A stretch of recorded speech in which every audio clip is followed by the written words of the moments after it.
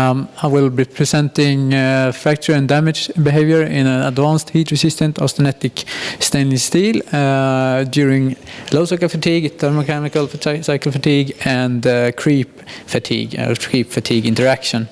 And this is a summarized presentation from three different institutions. So it's from Linköping University, it's from Sandvik Material Technology, and Academy of Science of Czech Republic.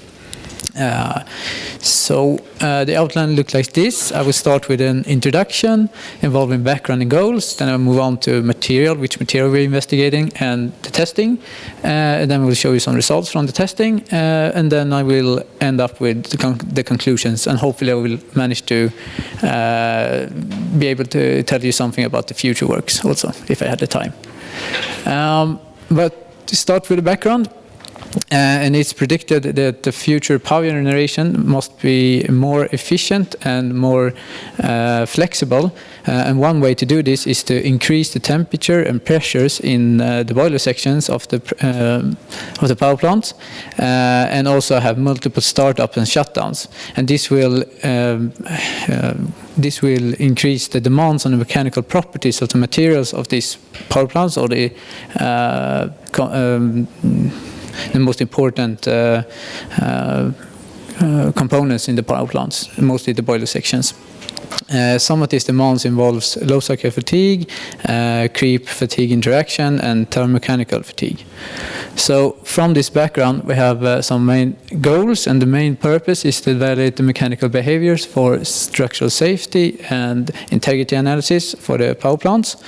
And we would like and start to investigate a new commercial austenitic alloy instead for these old ferritic alloys that are in use now, and compare it for different type of loading. We wanted to do a combined investigation for comparison for mechanical response for LCF, TMF, and for the CF loading conditions, and see the difference. So moving on to material and methods, we present the new, relatively new austenitic stainless steel, Sanica 21, and compared to these old ferritic stainless steels, they have good availability, high creep resistance, high oxidation resistance, good corrosion resistance, and it's relatively cheap if you compare with the new alternatives, which are the nickel-based superalloys, but they are a little bit more expensive than the ferritic steels because of it's more alloyed, basically.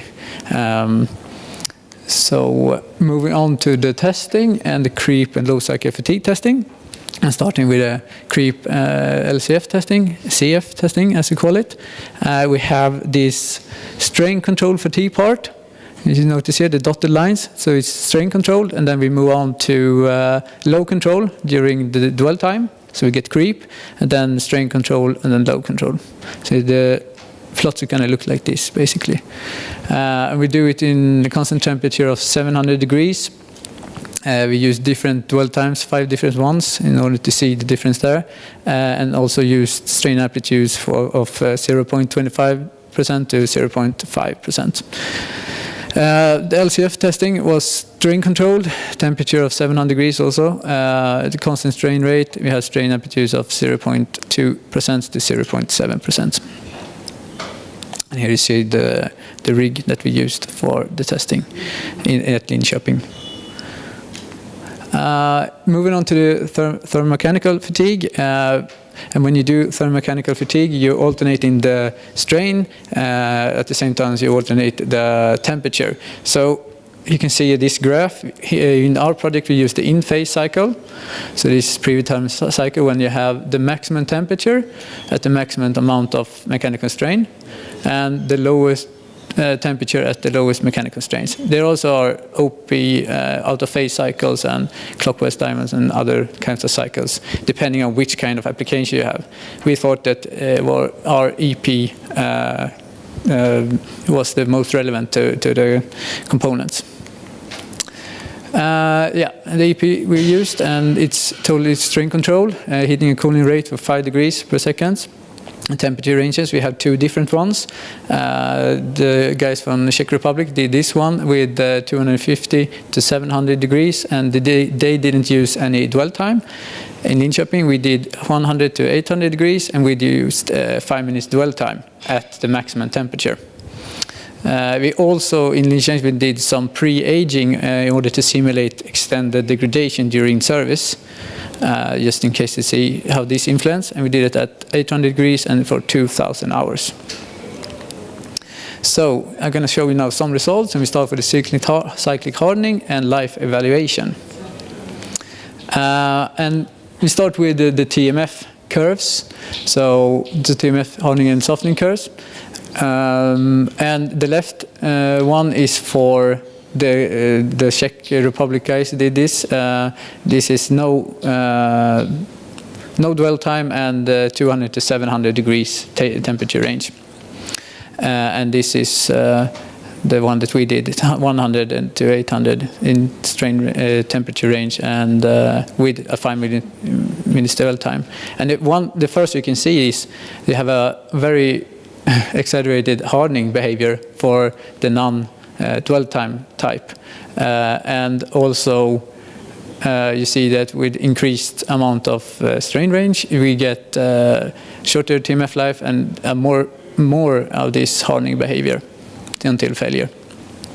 If you compare this to the dwell time TMF test, we can see that it's a bit hard to see maybe, but this one that's behind the other ones is for the non-aged samples, and they have a hardening at the beginning but then softness until failure.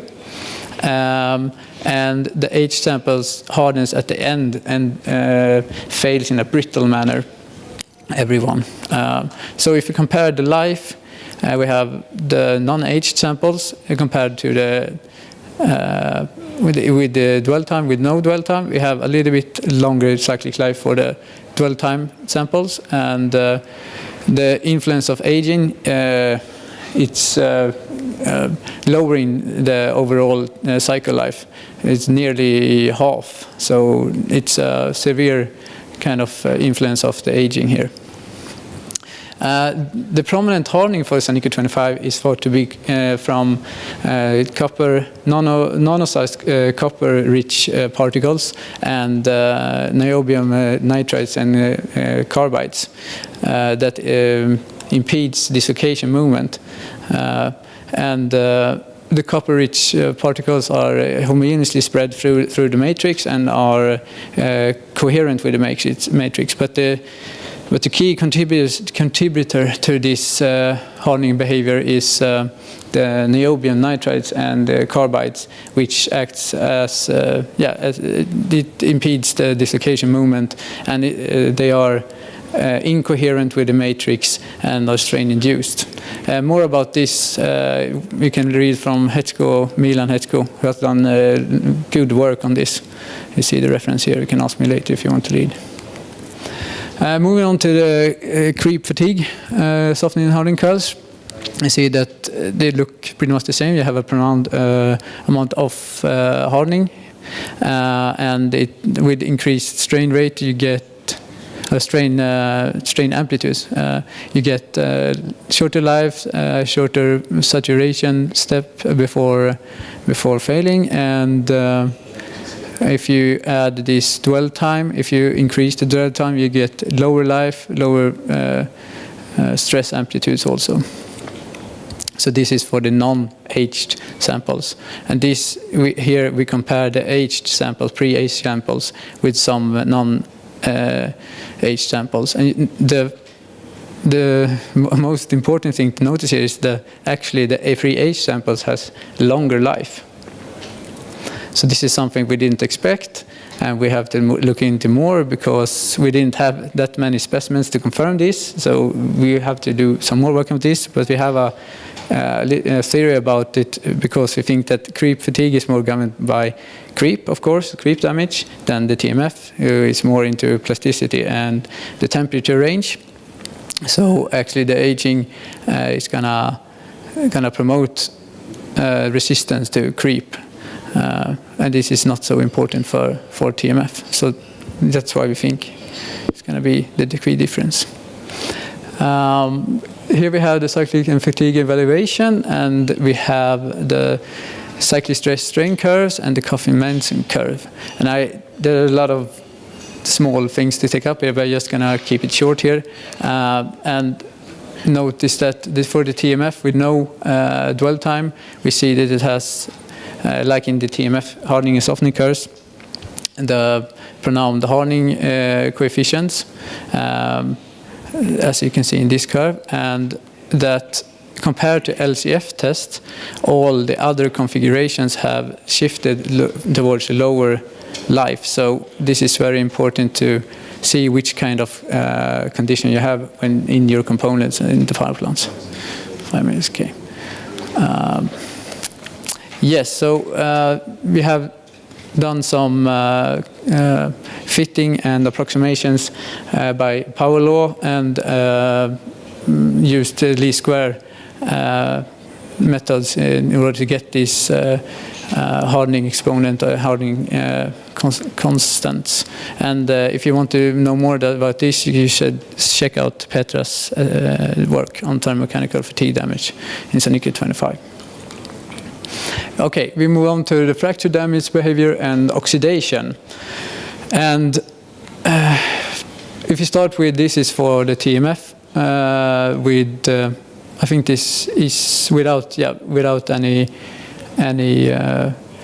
dwell time. We can see that there is initiation from oxidation and oxidation assisting cracking during the tensile part of the hysteresis curve, and then when it relaxing and to the compressive part, it cracks, and then it builds up again in the next loop.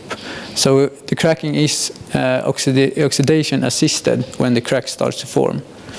We have seen the same thing in the creep fatigue material also. So this is one damage behavior.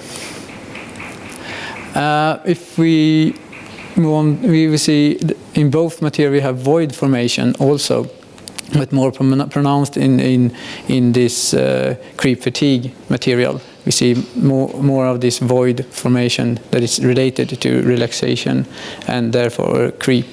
But we have seen this also in the TMF with the dwell time. So we have both this damage behavior from void formation. We also did some crack analysis, and for the TMF, we can see that mostly there's intergranular cracking, but there are some transgranular also. But the biggest cracks and the most devastating cracks are intergranular. But for the CF creep fatigue specimens, we have this cracking. Now it's kind of hard to see, but we have cracking going in the grain boundary first, and then it jumps to transgranular cracking, and back again to the grain boundary. So it's a switch between these all the time in the CF specimens.